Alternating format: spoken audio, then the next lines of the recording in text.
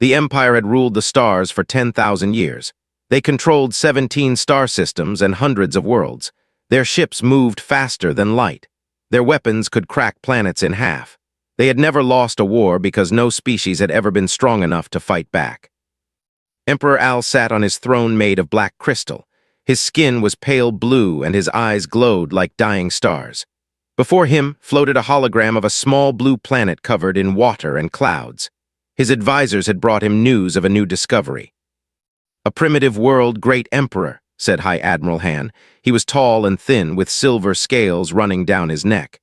"They call it Earth. The survey drone found them 3 cycles ago." The emperor leaned forward. He studied the images that the drone had captured. Strange creatures walked on 2 legs. They built towers of glass and steel. They flew in metal tubes through their atmosphere. They had sent a few small ships to their own moon, but nothing more. "How primitive are they?" the emperor asked. "They still burn dead plants for energy," Han said with a small laugh. "They fight wars among themselves over invisible lines on their maps. They have not yet discovered faster-than-light travel. They do not even know we exist." The emperor smiled. This was always his favorite part, finding a new world, watching hope die in the eyes of lesser species when they realized how small they truly were. "Send the standard message," the emperor commanded. "Give them 30 cycles to submit. If they refuse, burn their cities until they change their minds." A single diplomatic ship left the fleet and traveled to Earth. It was a beautiful vessel, shaped like a silver leaf, with engines that bent space itself. The ship entered Earth's atmosphere over a city called Geneva. Millions of humans looked up at the sky and saw something that changed everything. Ambassador stepped out of the ship. He wore flowing robes of white and gold. Translation devices in his throat allowed him to speak every human language at once. His message was broadcast to every screen on the planet. "People of Earth," he said, "I bring greetings from the Empire. We have watched your world from afar. We have seen your struggles, your wars, your small achievements. Today we offer you a gift. Join our empire. Submit to our rule. In return, we will give you peace, technology, and a place among the stars." He paused. His glowing eyes looked directly into the cameras. "You have 30 of your days to accept. If you refuse, we will have no choice but to teach you the cost of resistance. Choose wisely." The ship rose back into the sky and disappeared, and then the world went completely mad. Every government on Earth held emergency meetings. The United Nations called a special session. World leaders shouted at each other through screens. Some wanted to surrender immediately, some wanted to fight, some refused to believe any of it was real. But something strange began to happen. Old enemies started talking. Countries that had pointed nuclear weapons at each other for decades suddenly had a common problem. Secret military programs that had been hidden for years were brought into the light. In a bunker deep beneath the mountains of Colorado, General Stone stared at a wall covered in screens. He was a hard man with gray hair and tired eyes. He had spent 40 years preparing for wars that never came. Now the biggest war in human history was about to begin, and he had 30 days to get ready. "What do we have?" he asked. A young woman in a white coat stepped forward. Her name was Dr. Sarah, and she was the person had ever met. She had been working on theoretical physics for 20 years. Most people thought her ideas were crazy. Now those crazy ideas might save the world. "More than they think," Sarah said. "The aliens made a mistake. They showed us their ship. I have been studying the energy readings for 6 hours. Their technology is advanced, but it follows rules we can understand. Given enough time, we can learn. We can adapt." "How much time do we need?" Sarah looked at the screens. Enemy ship designs, energy signatures, weapon patterns. Her mind was already racing through possibilities. "More than 30 days, she admitted. "But maybe not as much as you think. Humans are very good at solving problems when we are scared." Around the world, the same scene played out in different forms. Russian scientists shared their research with American engineers. Chinese factories began producing components designed by European physicists. Old Cold War bunkers were reopened. Satellites were repositioned. Weapons that had been built for human wars were modified for a war against the stars. The aliens had given humanity 30 days to surrender. They expected crying and begging. They expected humanity to break apart in fear and confusion. They had seen it happen 100 times before on 100 different worlds. Instead, humanity did something the Empire had never encountered. They started working together. On the 20th day, a second message was sent from Earth to the ship waiting in orbit. It was short and simple. It was broadcast in every human language and translated into by stolen algorithms. We decline your offer. Earth will not submit. If you want our world, you will have to take it. Ambassador received the message with genuine confusion. He reported back to the Emperor that the humans appeared to have chosen extinction. The Emperor simply nodded and gave the order that had destroyed so many worlds before. Send the fleet, burn them until they learn.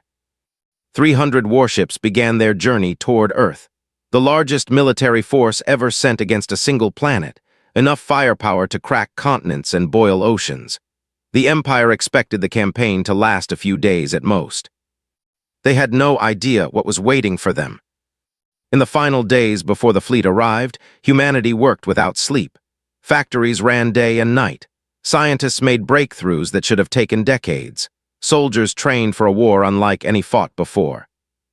And in a small room in Geneva, a group of world leaders signed a document that would have been unthinkable just 1 month ago. A unified Earth government, created for a single purpose. Survival. The Empire was coming, humanity was ready, and the greatest war in galactic history was about to begin. The fleet emerged from hyperspace near Jupiter. 300 warships appeared from nothing, their silver hulls catching the distant light of the human sun. Fleet Commander Han stood on the bridge of his flagship and looked at the tactical display.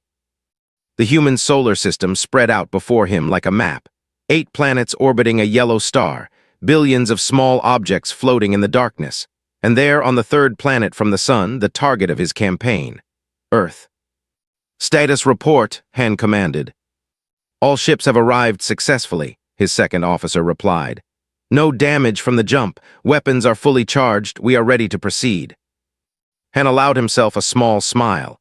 This would be easy. The humans had no fleet, no real weapons, no way to fight back. In a few days, he would report complete victory to the Emperor. Perhaps he would even receive a commendation. Begin the advance, he ordered. Standard formation, let us end this quickly. The fleet began moving toward Earth. 300 ships in perfect formation, their engines glowing blue against the black of space. They passed the outer planets without concern. There was nothing here that could threaten them. Then something strange happened. Commander, an officer said, confusion in his voice. The human satellites are moving. Moving, Han looked at the tactical display. What do you mean? Thousands of small objects around Earth were changing position. They moved in coordinated patterns, spreading out in ways that made no tactical sense. At least, no sense that Han could understand. Perhaps they are trying to flee, he said. Ignore them, they are too small to matter. The fleet continued its advance. They were past Saturn now, approaching the asteroid belt. Han was already planning how he would accept the human surrender. He would make them kneel, of course. That was tradition. Commander, energy signatures detected. Han looked at the display. His eyes went wide. From hidden platforms scattered throughout the solar system, missiles were launching. Hundreds of them. Thousands. They came from asteroids, from moons, from debris fields that had seemed empty moments before. The humans had been busy during their 30 days. Shields up, Han shouted. All ships defensive positions. The missiles struck the fleet in waves. Nuclear warheads exploded against shields. For a moment, space itself seemed to burn. But when the light faded, the shields had held. The fleet had lost nothing. Han laughed out loud. Is that all they have? Nuclear weapons? We developed immunity to those before the humans learned to make fire. His officers laughed with him. The humans were even more primitive than they thought. This war was already over. Then the second wave arrived. There were no explosions this time. No fire, no radiation, just simple rods of metal moving very, very fast. The humans called them kinetic impactors. They were just tungsten, one of the most common metals in the universe. But these rods had been accelerated to nearly the speed of light by electromagnetic rails hidden on distant moons. The first rod hit a destroyer. It punched through the shields like they were not there. It entered through the front of the ship and exited through the back, leaving a hole the size of a small building. The destroyer broke in half and began to drift. 5 more ships died in the next 3 seconds. What is happening? Han screamed. Our shields should stop anything. The weapons have no energy signature, an officer reported, his voice shaking. Our shields are designed to stop energy weapons. These are just metal moving very fast. Han stared at the tactical display. 6 of his ships were dead, 6 ships lost to weapons made of simple metal. It was impossible, it was insane. But it was real. All ships evasive maneuvers, he ordered. Spread the formation, do not let them target us. The fleet scattered. The beautiful formation broke apart as ships tried to dodge the invisible death raining down on them. 2 more destroyers were hit. A cruiser lost its engines. A supply ship was completely destroyed. The humans had turned their entire solar system into a weapon. For hours, the battle continued. Ships pushed forward while human weapons struck from every direction. The Empire had never fought an enemy like this. Every other species used energy weapons, shields, the standard tools of galactic warfare. The humans used rocks and metal. They used physics itself as a weapon. By the time the fleet reached the asteroid belt, 18 ships had been destroyed. Han was forced to stop and regroup. He sent a message to the Emperor requesting additional support. The Emperor's response was cold and clear. You have 300 ships, they have none. Victory is expected, do not disappoint me. Han sat alone in his quarters that night. He looked at the casualty reports. 18 ships gone, 3,000 dead, and they had not even reached Earth yet. What kind of species was this? He pulled up the records from other conquest campaigns. World after world, the story was the same. The Empire arrived. The enemy fought briefly. The enemy lost. The enemy surrendered. It usually took a few days at most. But humans were different. They did not fight like other species. They did not follow the rules of warfare that the galaxy had used for thousands of years. They looked at the rules and asked a simple question: what if we break them? Han called his officers to a meeting. We have underestimated the humans, he admitted. They are not like other primitive species, they are creative. We must adapt our tactics. We must approach with more caution.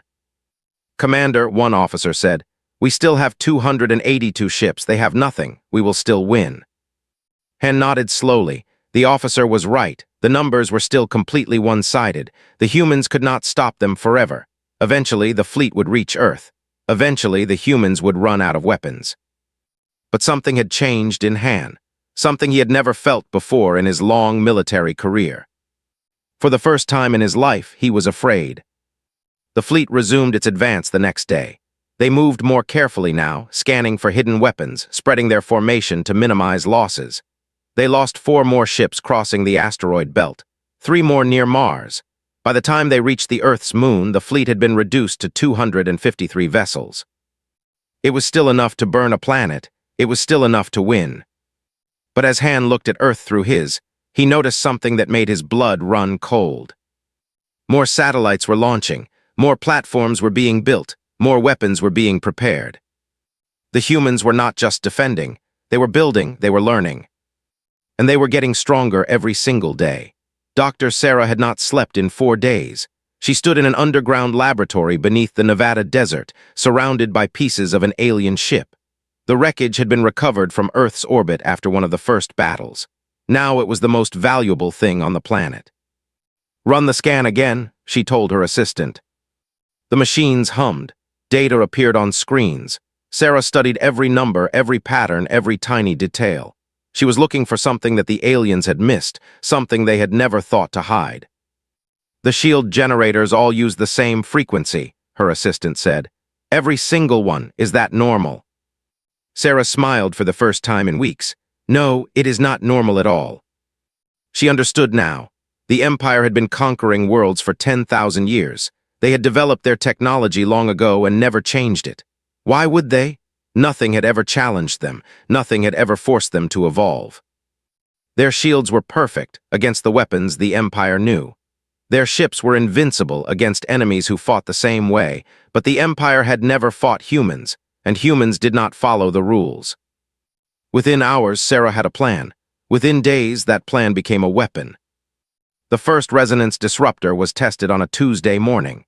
It was an ugly device, built from stolen alien technology and human engineering. It produced a specific frequency that was perfectly tuned to shields. When activated, the shield did not just fail, It exploded, releasing all its stored energy at once. A single shot could cripple a warship. On the other side of the world, a different team made a different discovery.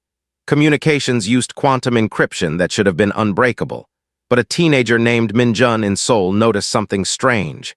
The encryption had a pattern. It was subtle, almost invisible, but it was there. Minjun had been hacking computer games since he was 12 years old. This was just another puzzle. He worked for 3 days straight, drinking energy drinks and ignoring his mother's calls. On the 4th day, he cracked the code. Suddenly, humanity could hear everything the aliens were saying. "They think we are primitive," General Stone said, reading a translated alien transmission. "They think this is just a matter of time." "Let them think that," Sarah replied. "The longer they underestimate us, the more time we have to prepare." The fleet was still advancing toward Earth. They had established a base on the Earth's moon, using it as a staging area for the final assault. Commander Han believed victory was days away. He did not know that humans were listening to every order he gave. "They will attack from 3 directions," General Stone told the Unified Command Center. "Their main force will approach from the Pacific, a smaller group will target Europe, a third group will hit the Americas." "How do you know this?" a Russian general asked. Stone smiled. "A teenager told me." The battle plans were adjusted. Human defenses shifted to meet the expected attack. For the first time in this war, humanity knew what the enemy was going to do before they did it. But knowing was not enough. They still needed to fight. Earth's factories had been running without stop since the war began. Every nation had converted to war production. Cars, phones, and consumer goods were forgotten. Now the factories built weapons, shields, and ships. The first human warship was launched from a secret facility in China. It was called the Unity, and it was ugly.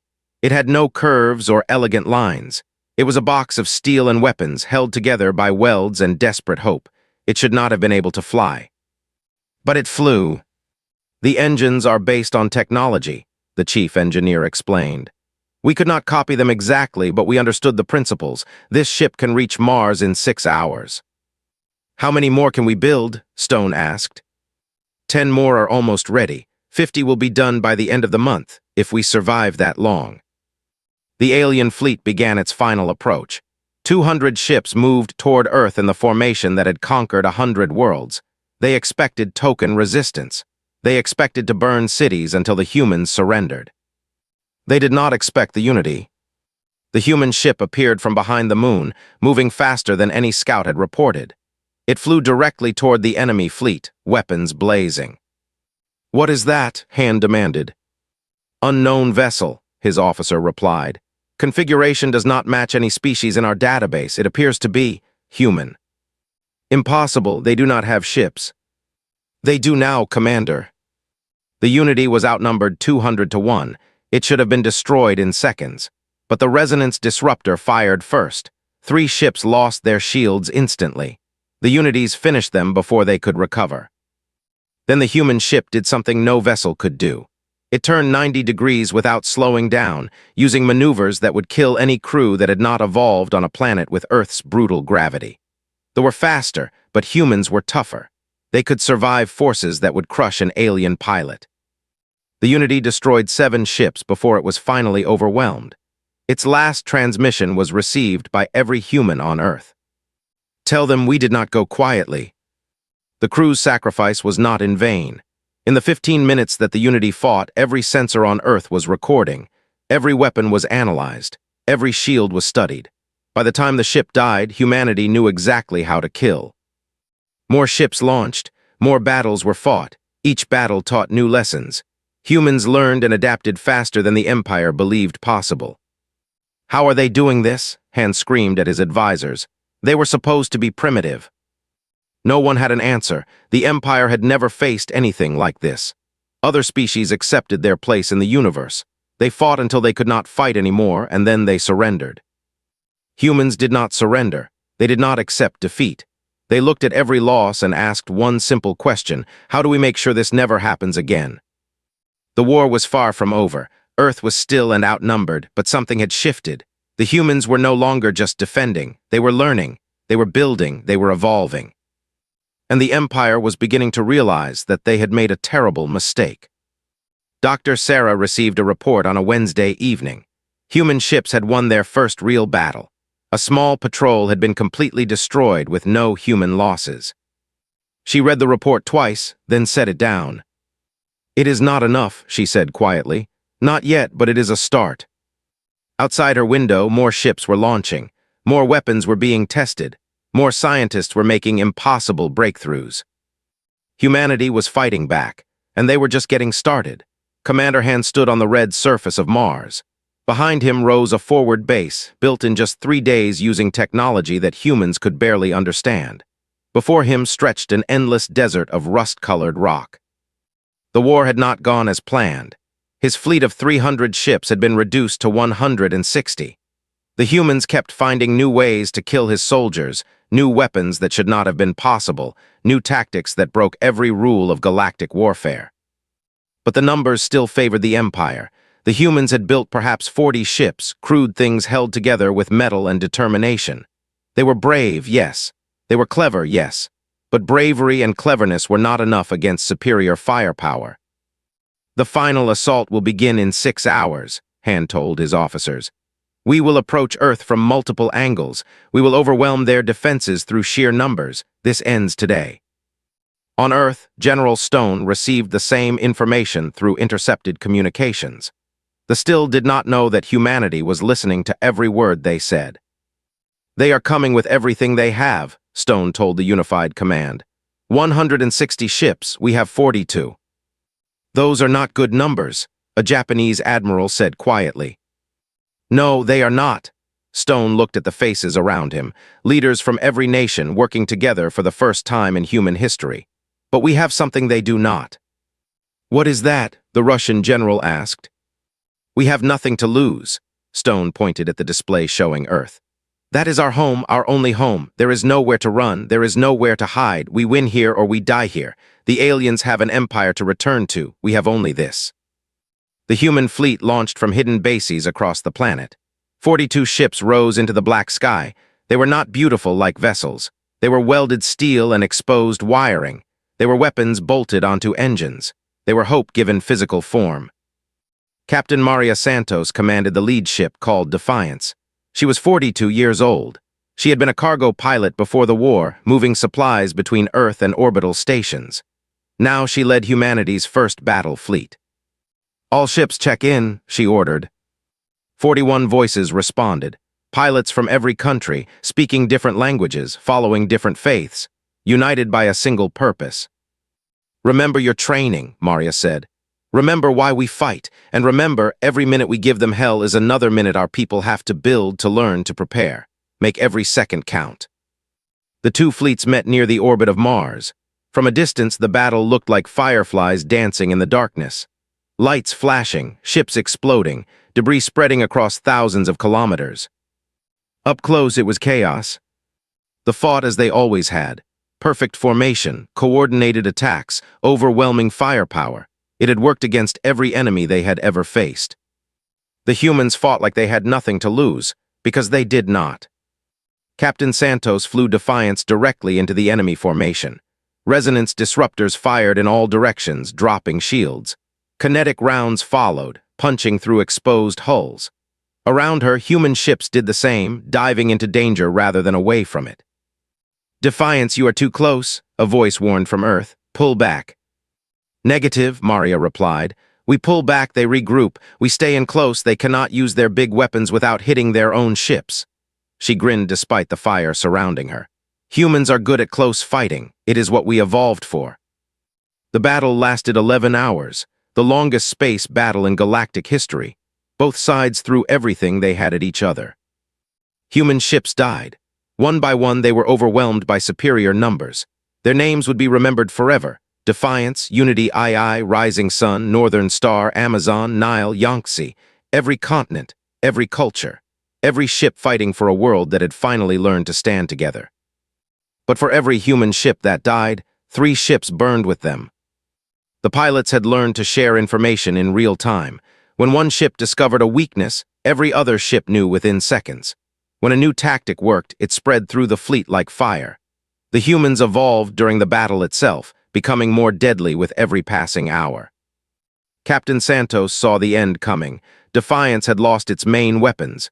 Its shields were gone. Its engines were failing. Around her, only 6 human ships remained operational. But she also saw something else. The fleet had been reduced to 83 vessels, 83 ships from 160. The Empire had lost nearly half its force. "All ships," Maria broadcast on an open channel, knowing they would hear. "We have done our job. Humanity knows how to win now. Whoever finishes this fight, remember what we learned today." She turned defiance toward the largest enemy vessel, a command ship 3 times her size. "For Earth," she said quietly. Defiance accelerated to maximum speed. The ship tried to evade, but it was too slow. Maria aimed directly at the bridge. The impact destroyed both vessels. The command ship, carrying 4,000 crew, broke into 1,000,000 pieces. Defiance and its captain disappeared in a flash of light that was visible from Mars. When the battle ended, only 4 human ships remained. They limped back toward Earth, their hulls torn open, their crews exhausted. Behind them, 83 warships regrouped around Mars. Commander Han looked at the casualty reports. Nearly half his fleet gone, destroyed by a species that had not even known aliens existed 3 months ago. He sent a message to Emperor Al.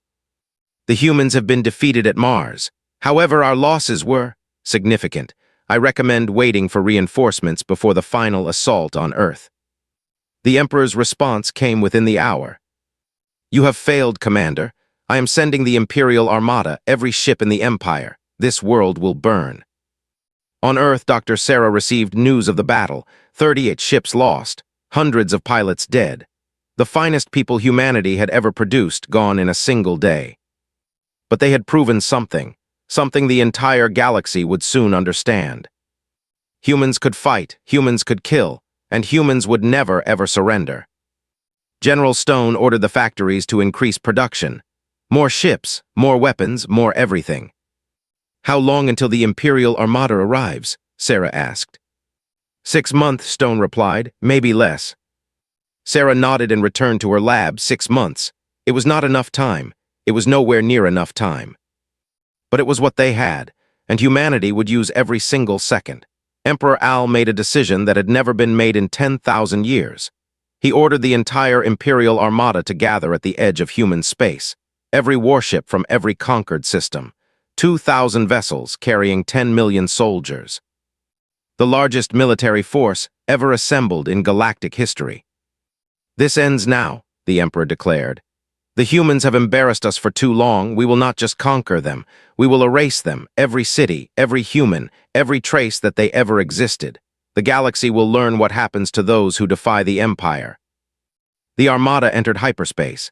2,000 ships disappeared from 17 different star systems.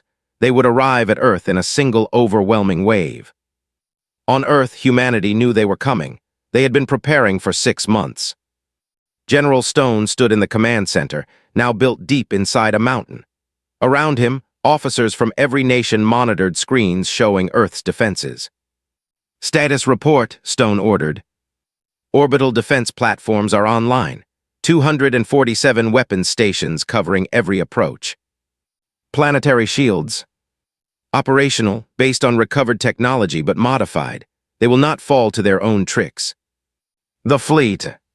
312 ships ready for deployment, another 200 in reserve." Stone nodded. 300 ships against 2,000. Better odds than the Battle of Mars, but still not good. He turned to Dr. Sarah. "What about your special project?" Sarah smiled. She had been working on something secret for the past 4 months, something the Empire would never expect. "Ready," she said simply. "But we only get one chance to use it. We have to time it perfectly." The Imperial Armada emerged from hyperspace near Neptune. 2,000 ships appeared like a wall of silver death. Emperor Al stood on the bridge of his flagship, looking at the human solar system. "Begin the advance," he commanded.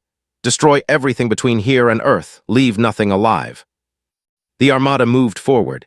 It was the most terrifying sight in the galaxy. Thousands of weapons glowing with power. Thousands of engines burning bright. An entire empire focused on destroying one small world. Earth's outer defenses opened fire. Kinetic impactors launched from hidden platforms, resonance disruptors fired from disguised asteroids, mines exploded against advancing ships. But the Armada was ready. They had learned from Han's failures. Their formation was spread wide. Their shields had been modified to resist the new human weapons. They lost ships, but not enough to stop them. Acceptable losses, the Emperor noted as his fleet pushed through the outer defenses. Continue the advance. The human fleet met them near Mars, 300 ships against 2,000. It was suicide by any rational calculation. But humans had never been rational about survival. Captain James commanded the human fleet from the bridge of Earth's Fury, the largest ship humanity had ever built. He was 35 years old. Before the war, he had been a teacher. Now he led the final defense of his species. All ships, he broadcast. We know the odds, we know what happens if we fail. But I also know something else. Every one of us is fighting for everyone we have ever loved. Every person on Earth is counting on us, and I would rather die fighting than live as a slave. The two fleets crashed together in the largest space battle in history. Human ships dove into the formation using the same tactics that had worked at Mars. Close fighting, constant adaptation, sacrifice without hesitation. Ships died by the dozens, then by the hundreds. But for every that fell, a human ship died too. The numbers were simply too uneven. After 3 hours, half the human fleet was gone. The Armada had lost 400 ships, but 1,600 remained. Emperor Al smiled. They fight well, but it is over. Push through to Earth, end this. The Armada surged forward. Human ships fell back, fighting retreats, dying one by one. The orbital platforms opened fire, but there were too many targets. Ships pushed past the defenders and entered Earth's orbit.